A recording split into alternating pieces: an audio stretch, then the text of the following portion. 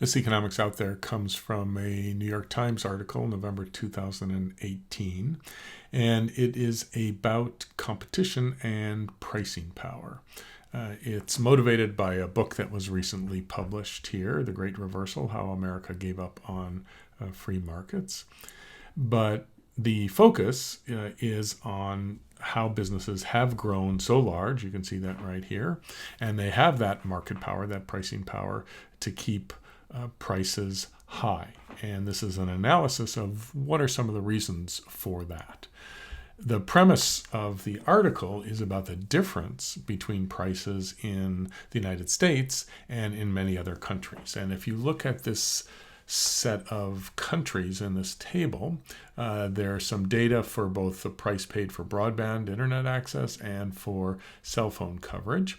And the United States is down here at the bottom in blue as one of the most, if not the most expensive country for these services. But notice Canada is not far behind. So while the article focuses on the US, I think the arguments are also relatively applicable to what's going on here in Canada. And you can see there are dramatic differences in terms of what we pay, for example, for internet access compared to what many European countries pay.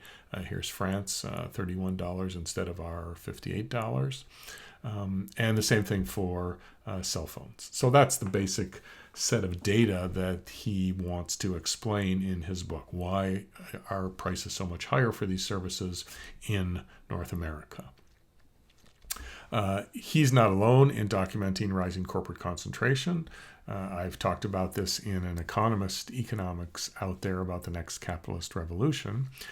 But the argument that he makes, which is important, is to differentiate the cause of that corporate concentration.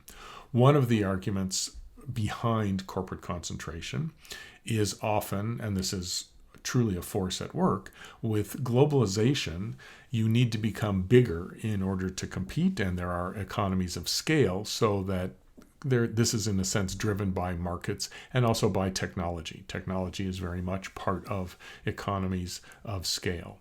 Now, if that were the only cause of rising corporate concentration, then you would expect that prices would be similar across all countries because the same forces and the same markets would be in play. But he's got data to show that that's not the case.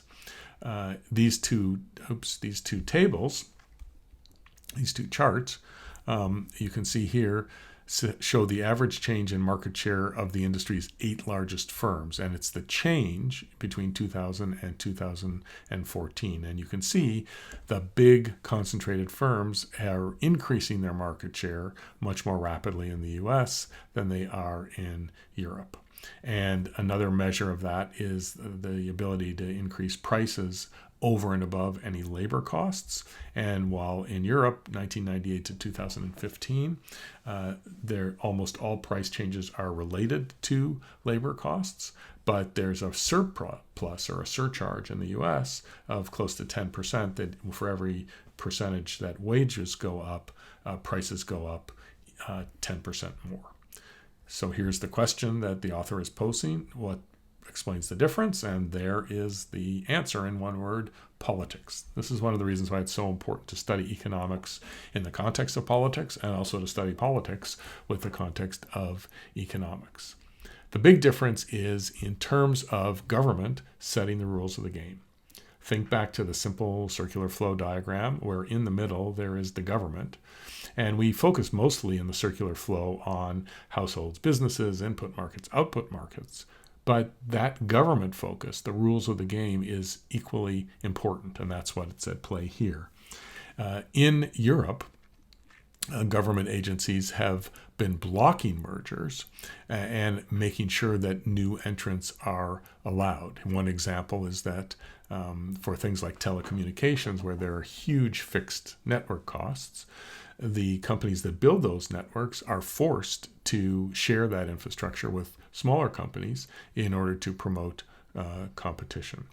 So this focus on competition that's in Europe actually originated in the US, but the US seems to be abandoning the active rules of the game of government, while Europe is enforcing them far more stringently. So when it comes to promoting competition, the EU has a very active competition agency that does things like blocking mergers between big corporations, whereas in the US, the antitrust division of government, it has become much more lackadaisical, and it's because it's more political. In the US system, there's far more ability to lobby through campaign donations and other ways of influencing opinion and regulators. And so they convince the regulators, no, don't force competition because otherwise we can't compete or we won't have economies of scale. But in fact, that's not what usually works out. This is a wonderful example where Whirlpool was acquiring Maytag and had to have this approved by government. And the government rationalized, as you can see, by saying, well, there would still be competition from foreign appliance makers, which would keep prices low. But then once this happened, Whirlpool lobbied again to the government for tariffs that kept out foreign rivals. So prices went up and the competitive end was not met. So this is a big problem, and what's important about this article is showing the importance of the rules of the game, of antitrust, anti-combines policy. And the punchline, which is where the title comes from, is, as he says, the new era of oligopoly costs the typical American household more than $5,000 a year. That's that differential relative to European and other prices, where competition policy on the part of government has kept prices down. So once again, it's all about competition. Markets only work well when there is competition. That's what Adam Smith's invisible hand is all about, is competition that forces businesses to serve the interests of consumers, to serve the social good. And when that competition doesn't work, then markets don't necessarily serve the public good.